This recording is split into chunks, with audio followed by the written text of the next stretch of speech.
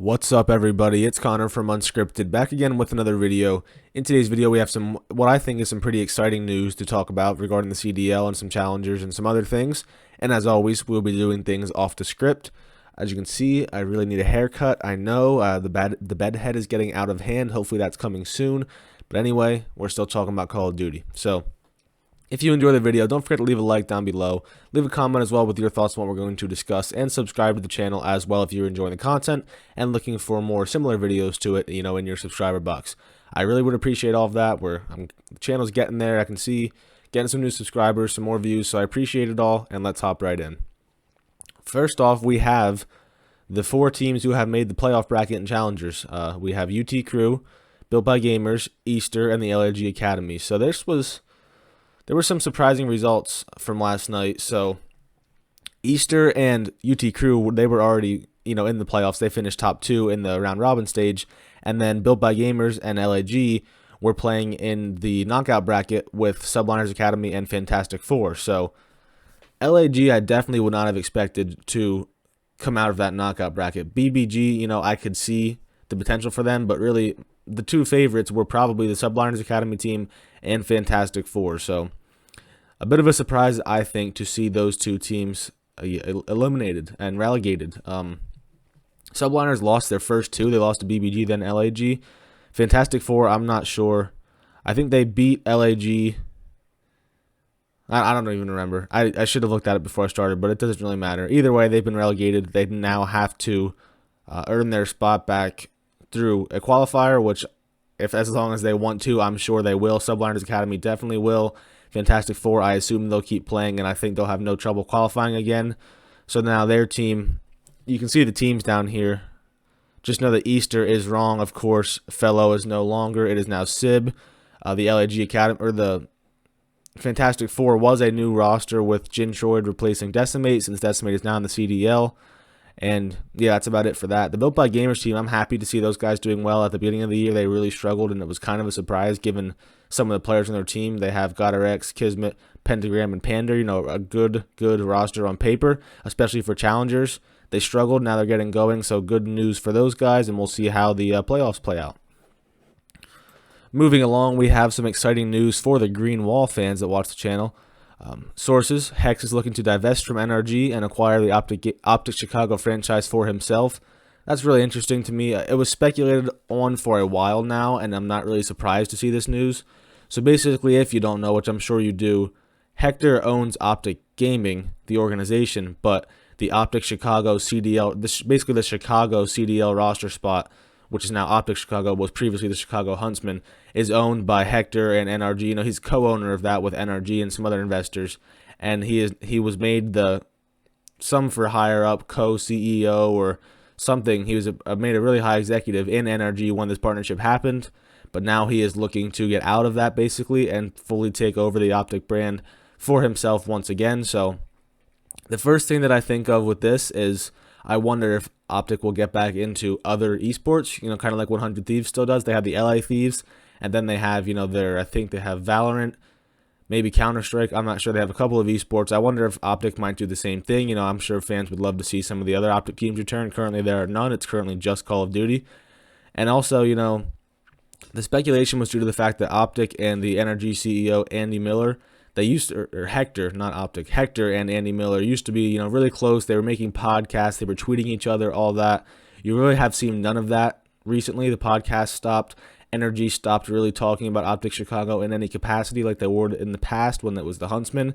So you could sort of see this coming, and it's not really a surprise. I'm sure Andy Miller's probably a little upset because they had this big partnership with Hector, and now he's trying to get out of it and get back to doing his own thing, which, I'm sure fans are excited for. I would almost guarantee that, especially if it means we'll see other Optic teams. So just want to throw this in there because it was interesting to me, and we will see how that situation plays out. But it seems like it's pretty much going to happen, and they're just sort of negotiating a deal right now. So that seems to be where it stands, and we will keep an eye on it.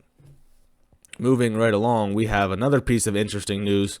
So Octane, he made a YouTube video yesterday talking about the new roster change with Decimate replacing Looney. And I'm not going to play the clip because I don't think the sound will play correctly. But he said that the Seattle Surge did attempt to acquire Vivid from the LA Guerrillas, but they couldn't agree on a deal. So Don't know if it was they didn't want to pay up. Don't know if it was Vivid didn't want to agree to play for Seattle. I don't know.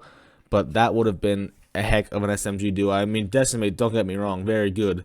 And I think him and Prestini will do really well together. But Vivid and Prestini would have been right below the Tiny Terrors, I think, in terms of pressure put on the map.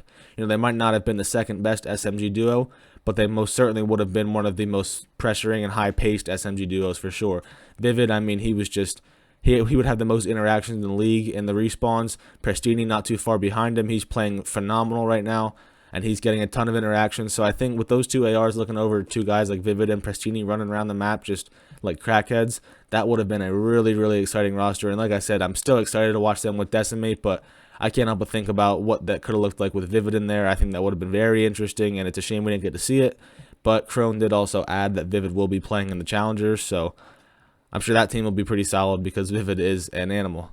So that's that. And now, some Activision news. So Activision Blizzard had their their quarterly shareholder meeting yesterday, and they had a lot to say about Call of Duty. So Activision confirms that Sledgehammer Games is developing Call of Duty 2021. It's being built for next gen. Sledgehammer, of course, the developer who developed Advanced Warfare and Ghosts, which we'll see in a minute. They said Activision says the game is looking great and being built to take advantage of next-gen platforms across all modes, on track for fall 2020 release with more information to be announced in the months ahead. So this is sort of a response to those rumors or whatever that the game was not going well and there were problems and it might be delayed with their release. They say that's not the case. It's looking great and it will be released on time. But of course, that's what they're going to say. They wouldn't really have said otherwise. So take it with a grain of salt for sure. But we do know now for sure that it's Sledgehammer, which we pretty much knew all along. And they say it's looking good, and you know that's a good step. Hopefully it ends up being a good game. They also added that Activision Blizzard plans to hire over 2,000 new developers over the next year, including tripling the size of the development teams for Call of Duty. I wonder what that means. You know, if that means they'll be focusing on Warzone, would probably be my guess. Maybe get an anti-cheat in there, but also just making the games better because World War II was not one of the more popular Call of Duty games in the past couple of years.